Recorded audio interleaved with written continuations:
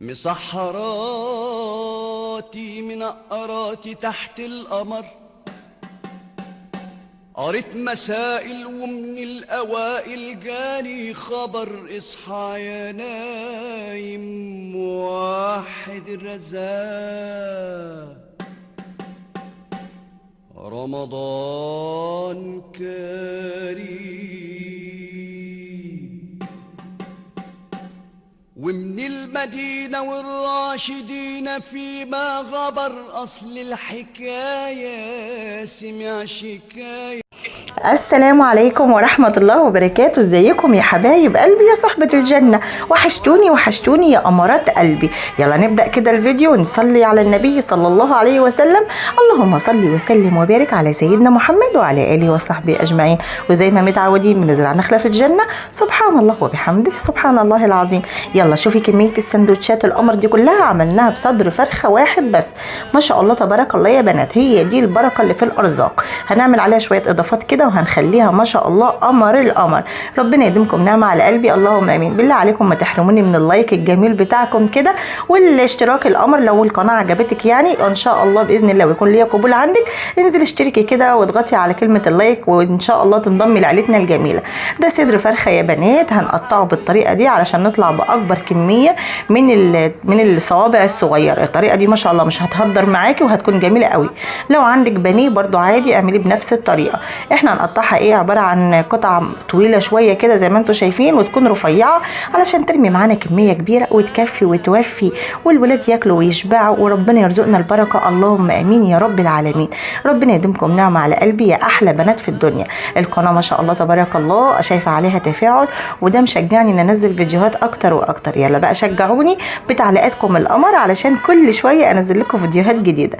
هنبتدي نقطع، ودايما زي ما متعودين طول ما اذكارك ملازماكي طول ما بركة ربنا معاكي. طول ما انت بتقطعي يلا قولي سبحان الله والحمد لله ولا اله الا الله والله اكبر. قولي اللهم اتنا في الدنيا حسنه وفي الاخره حسنه وقنا عذاب النار. قولي رب اشرح لي صدري ويسر لي امري واحلل عقدة من لساني يفقهوا قولي. ادعي ليكي ولجميع المسلمين، ادعي على قد ما تقدري. قولي يا رب يا رب يا رب، اللهم ارزقنا البركه يا ارحم الراحمين، اللهم اغفر لنا. قولي الحمد لله طول ما انت واقفه، قولي الحمد لله. الحمد لله ان عندنا رزق في بيتنا، الحمد لله ان ربنا انعم علينا بالصحه والعافيه، الحمد لله ان ربنا رزقنا الستر، الحمد لله ان ربنا يعافينا من اي ابتلاء. ولو كنا اهل بلاء الحمد لله ان احنا اهل بلاء، لان ربنا عز وجل اذا حب عبدا ابتلاه. فلو عندنا ابتلاءات او عندك او عندي او اي عند حد، يحمد ربنا ان ربنا افتكره وابتلاه، لان دي محبه من الله عز وجل. فنصبر ونحتسب وناخد الاجر ان شاء الله. ايه ده يا هنا؟ ما احنا قلنا هنحط شويه اضافات هيخلوا وصفتنا تروح في حته تانية خالص. دي كام حبايه من البصل ابيض على بنفسجي كده او احمر، بيدوا طعم حلو جدا. يعني لما يكون النوعين مع بعض بيدوا طعم جميل قوي. ما عندكيش الاحمر ماشي بالابيض، ما عندكيش الابيض اعملي بالاحمر، اللي موجود عندك ماشي نفسك بيه.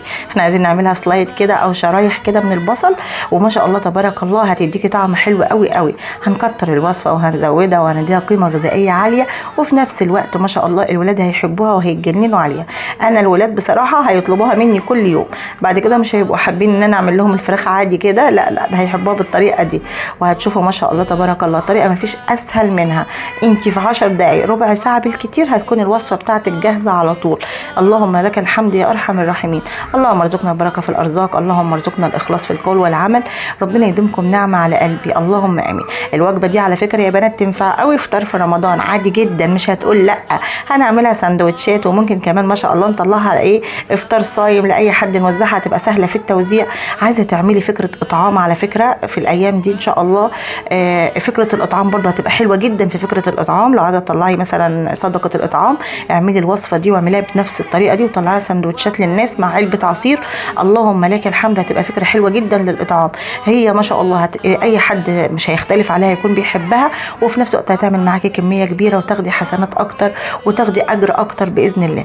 يلا عندنا كمان؟ عندنا نص فلفلايه من الاصفر ونص من الاحمر. انا ما كترتش قوي فيه يعني لان هو غالي، احنا كنا جايبينه مع بعض في المشتريات. فطبعا انا كنت جايباه للاكل بصراحه، بس ما فيش مشكله. قلت اما احط الوان كده مع الوصفه، لان بصراحه وصفه الاكل بتحب الفلفل اللي بيكون فيه 3 بس من تحت مش 4. بس ما فيش مشكله، دي شغاله، لان انا ما سبتهاش تدبل قوي. هتشوف انا حطيتها امتى عشان احافظ على لونها موجود. طبعا السكينه عورتني بس الحمد لله، قدر الله ما شاء فعل. اللهم لك الحمد، اللهم لك الحمد. اجر وعافيه. اي شوكه البني ادم بيتشكى هي اجر وعافيه ليه، كل حاجه باجر. حتى لو السكينه قولي الحمد لله، الحمد لله دي خدت اجر معايا او رفعت عني ذنب. الحمد لله على كل حاجه. في كل حاجه نحمد ربنا ونشكر ربنا عز وجل على نعمه وفضله علينا. يبقى كده عملنا البصل الوان والفلفل اهوت، وما عنديش بقى فلفل رومي فجبت كام فلفل كده اللي هم ايه يعني مش حراقين قوي، نص بارد على نص حراق يعني. وما شاء الله تبارك الله. شوفوا الوصفه بتاعتنا قمر القمر يا بنات. الخضار قيمه غذائيه عاليه جدا للوصفه بتاعتنا. كده تمام التمام. اللهم صل على سيدنا محمد. كده الكميه اهي، والفراخ متقطعه عندنا. هنبتدي بقى نتبلها بايه؟ هنتبلها يا ست الكل بتوم باودر وبصل باودر وكزبره وكمون وبابريكا وحبه من الفلفل الاسود. يعني ما شاء الله بهريها، وشويه من الكاري، حطيت كمان شويه من الكاري. ما شاء الله تبارك الله. بهريها بمجموعه البهارات. لو عندك مرقه دجاج حطيها، بس حاولي تقللي الملح شويه عشان هي بتدي طبعا طعم الملح، هتديكي برده نكهه. بس انا ما كانش عندي مرقه دجاج بصراحه فحطيت. وحطيت معلقه كبيره من الثوم، وحطيت معلقه كبيره من هريسه الشطه، بس كانت بارده مش حراقه عندي. وطبعا ايه ما كانش عندي زبادي فحطيت يا دوب ايه كام معلقه من اللبن كده. ما شاء الله بتدي طراوه جدا للقطع الفراخ، وبتخليها جوسي كده وحلوه من جوه ما تبقاش ناشفه. انا بصراحه كان عندي حته صدر باقيه كمان عندي في التلاجة، فبصراحه قطعتها معاهم مع الصدر اللي انت شفتيه ده. علشان ايه؟ قلت بالمره اخدها بالمره بدل ما هي موجوده في التلاجة، طب ما اقطعها واعملها بالمره واخليها. يلا جبنا الوok بتاعنا الجديد القمر ده. اللي متابعني عارف ان انا ما كانش عندي ده، اول مره اجيبه. بس بصراحه حلو جدا يا بنات. كنت هجيب الجرانيت، بس بصراحه الالومنيا يعني عجبني، وفعلا لما جيت استخدمه عجبني استخدامه حلو وجميل. يلا نزلنا بقى بشويه زيت قليلين، بس اللقطه دي مش عارفه ما جاتش معايا في التصوير. وبدات اشوحها، ما اقلبهاش ابدا الا لما تجف من تحت يعني، ولونها يبقى ذهبي علشان ما تتهريش مني او ما تبقاش ايه وتعمل ميه كتير. وبعدين تبتدي اقلبها على الناحيه الثانيه. في الوقت ده عملت ايه؟ جبت حبايه كبيره من البطاطس وقشرتها. امال احنا هنعمل اضافات ازاي؟ طبعا ما انت لازم تبقى قروبه زي هنا وشطوره زي هنا، بحيث ان انت تضيفي اضافات تزود لك كميه الاكل، وفي نفس الوقت هي قيمه غذائيه وبتضيف لاولادك في البيت او ليكي لصحتك كده. يعني احنا دلوقتي اكلتنا ما شاء الله فيها البروتين وفيها الخضار وفيها النشويات، يعني اكله كامله ومتكامله. اللهم لك الحمد. هنقشر حبات البطاطس وهنرجع بقى تاني نضيف الخضار. وخليكي معايا وشوفي. ويلا بقى ايه بالله عليكم ادعموني بلايك يا قمر. اللي ما حطيتش اللايك تنزل تحط اللايك بتاعها كده الجميل، وتنور الفيديو باللايك بتاعها. ربنا يبارك لكم يا رب. يلا هنعمل ايه في البطاطس؟ يلا يلا يلا يلا شوفوا اهو اتغسلت واتقطعت في ثواني. اللهم لك الحمد. يلا بقى نكمل وصفتنا ونقول بسم الله. كل حاجه بنعملها نسمي الله.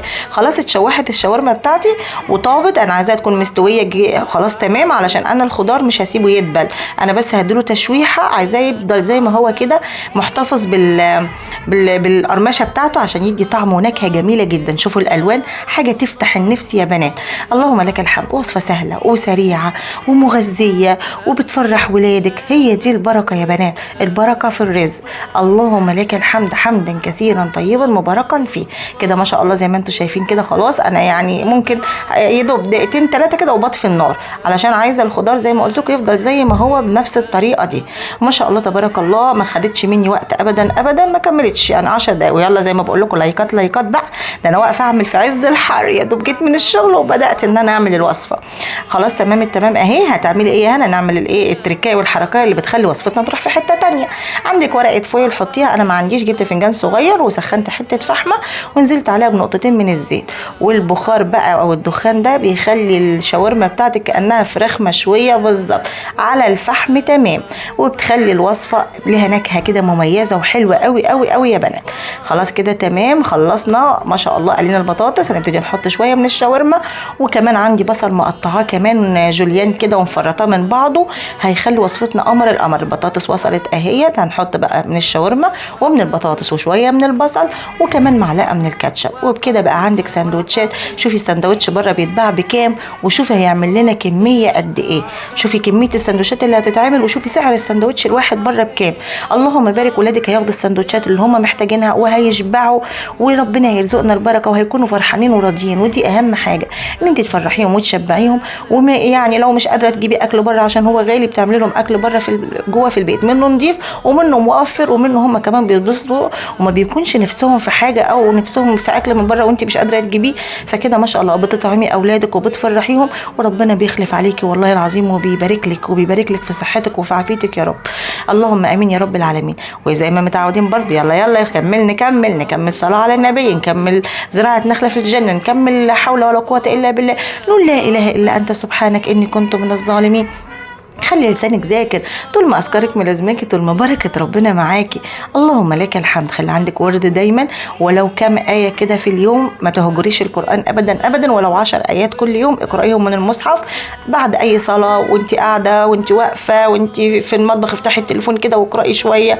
يعني اللهم لك الحمد، دلوقتي ربنا سهل علينا التليفونات في ايدينا في كل وقت، نقدر واحنا قاعدين نتصفح التليفون كده ندخل على البرنامج ونقرا لنا كام ايه كده، يبقى كده احنا اخذنا اجر قراءه القران.